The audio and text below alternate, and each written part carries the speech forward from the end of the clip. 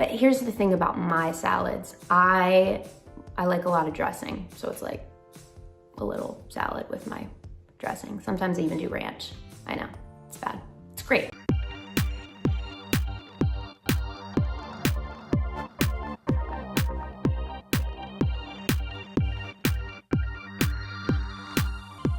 I'm Lucy Hale, and this is everything I eat in a day. I am a breakfast person. I think about breakfast all the time. I'm actually a breakfast person too. I grew up loving breakfast.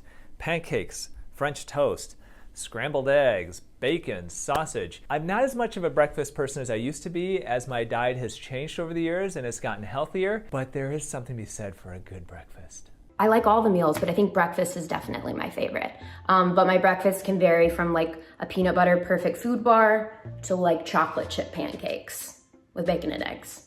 Just kind of depends on the day. My wife has been eating those refrigerated peanut bars that she mentioned earlier. I had one once after I did surgery with a dark hot chocolate made of oat milk. And I had the worst GI distress after that. But the problem is I don't know if it was the dark hot chocolate with oat milk or if it was that refrigerated peanut bar. But my wife loves them, and they do seem like they're pretty darn good for you overall. Out of coffee and tea, I am 155% more a coffee person. I keep trying to get into tea. I feel like it's very official and very adult, like a cup of tea before bed, but dare I say it's boring? No offense, maybe I'm just doing it wrong. Maybe I'm drinking the wrong types of tea, but I love coffee.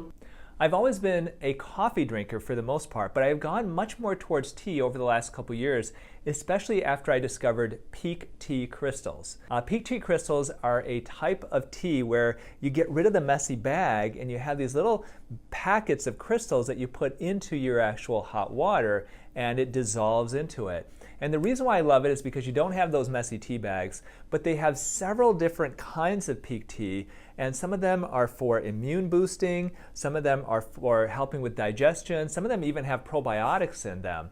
They're totally organic, they're triple toxin screened, so there's no pesticides or mold or heavy metals in it, and that's the tea, the only tea now that we're drinking in our house. So if you're interested in checking it out, there is a link on the caption below. And I like a lot of creamer with my coffee. I'm like slowly trying to work my way down to black coffee because Lord knows how much sugar I'm having in the morning. But you know what? It really gets me going.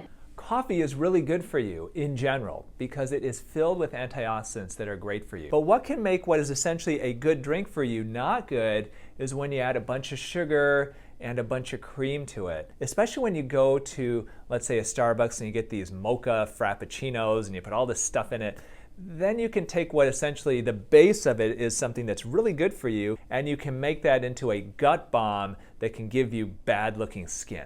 A typical breakfast in the day in life of Lucy. I really love eggs. Like I always crave eggs. I love eggs too. Now, if you don't have a sensitivity to eggs, and there are a lot of people who actually do and they don't seem to react that well with them, then I think eggs are a great food to eat. The key with eggs though is you want to get eggs that are pasture raised. Pasture raised eggs have actually been shown to have better omega-3 fatty acids than, let's say, conventionally produced eggs, even eggs that are free range, which really free range is a term that sounds good, but really doesn't mean much of anything. Key is pasture raised, and that way the chickens who are laying those eggs are actually in pastures, they're actually acting like real chickens, they're eating real things that chickens are supposed to eat, and that shows in the health of the eggs so that you're getting the best eggs for yourself. But I think the breakfast that I have most often is one slice of wheat toast in the toaster twice. So let it pop up, put it down, pop up again, down. So it's like really, really crispy. And there is this almond butter. It's honey vanilla almond butter by RX, I believe. RX nut butter, the vanilla, I'm out of breath, the vanilla almond butter flavor. If you haven't tried that RX almond butter, you really should try it.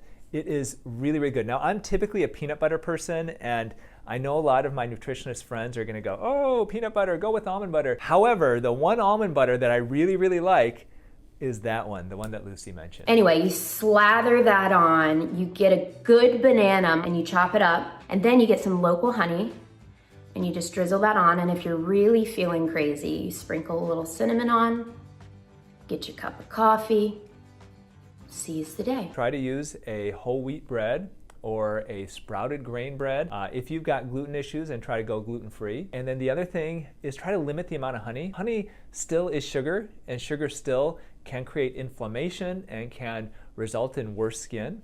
This episode is brought to you by my skincare line, Youn Beauty.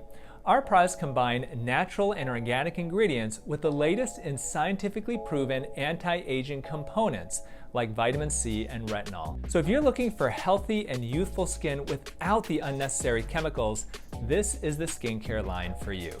Check them out at dryounonline.com and use the coupon code 20OFF to get $20 off your first order over $99. We'll put a link in the caption below. All right, back to the video. The typical lunch for me would be sushi, but like sashimi, so just the fish on top of rice. There's a place near me that does yellowtail and jalapeno with yuzu sauce. And then there's albacore tuna with crispy onions. I even like uni, which is sea urchin. I love it all. I'm a very adventurous eater. All that could be really good for you, but I'll admit that I am not nearly as adventurous as Lucy. I'll eat whatever, I'll try any new vegetables and flavors and herbs and spices, but when it comes to eating different types of sea creatures, that's where I have a hard time. Me, pita bread and hummus, any kind of hummus, red pepper, original, pine nut, garlic. They even have like Thai curry hummus and taco inspired hummus. But if we're going a healthier route, like celery hearts, which is the center of the celery, it's the best part. And carrots. The hummus is great for you because it's a great plant-based protein. It's got a lot of protein.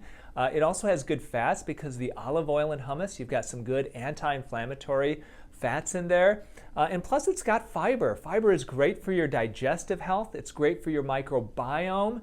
So hummus is almost a perfect food, I would say. But I also love this candy called Sweet Treats. And it's like the healthier candy, and they have these peach rings, they have Swedish fish, gummy bears, sour gummy bears. I stopped eating candy when I was a little kid, and it still doesn't really do much for me. Now chocolate, on the other hand, that's a different story, especially when you get dark chocolate. That's the sweet spot. Good salad. I know that's so boring, like who craves salad? But I love a good kale salad with like a blackened salmon. It's so important, if you can, to try to eat at least one, if not two salads a day. The one thing you don't want to do with the salad is you don't want to just douse it in dressing, especially the commercially available dressings where you've got all these added chemicals and preservatives and sugar and fat that you don't need. But here's the thing about my salads. I like a lot of dressing, so it's like a little salad with my dressing. Sometimes I even do ranch. I know, it's bad. It's great. Ranch is great. Ranch is the best thing ever. Did she just I swear she just watched my last clip and then put that there. I do love the taste of salad dressing. Ranch is okay. I mean, no salad dressings are great for you. And ideally, if you really want to be healthy, you want to limit it to vinegar and olive oil, which is really good for you. I love a club sandwich. I made one the other day. This isn't the healthy route, but it's the good route. So you butter 2 sides of wheat toast and you brown them. And then in another pan, you fry an egg.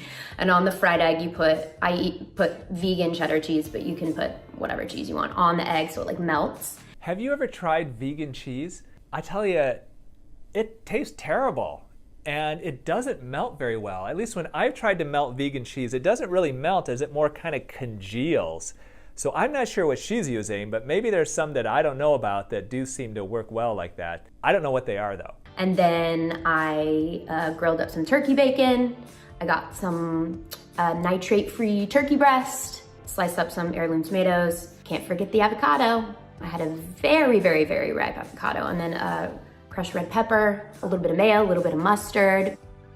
Smack that. There is this belief that turkey bacon is better for you than regular bacon.